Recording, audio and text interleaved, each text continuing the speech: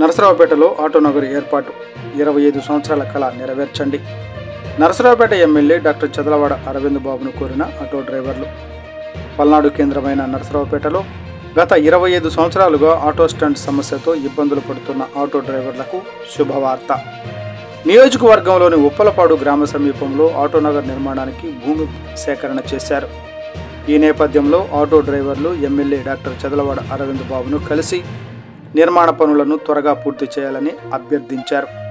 MLA ఈ సమస్యను సానుభూతితో విని త్వరితగతిన పరిష్కరించేందుకు హామీ ఇచ్చారు.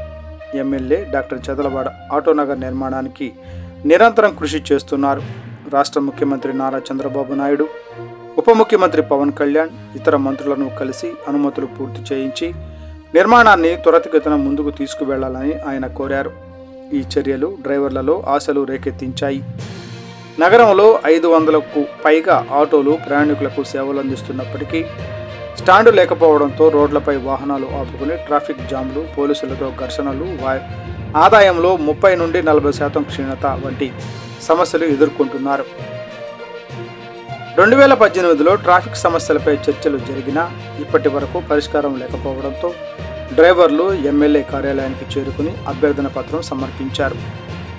గుంటూరులోని ఆటోనగర్, విజయవాడలోని 1966లో స్థాపించబడిన జవహర్లాల్ నెహ్రూ ఆటోనగర్ ఆసియాలోని అతిపెద్ద ఆటో హబ్ మోడళ్లను అనుసరించి నరసరావుపేటలో 5 నుండి 10 ఎకరాల్లో ఆటోనగర్ ఏర్పాటు చేస్తే ట్రాఫిక్ సమస్యలు 60% తగ్గుతాయని, డ్రైవర్ల ఆదాయం పెరుగుతుందని నిపుణులు అంచనా వేస్తున్నారు.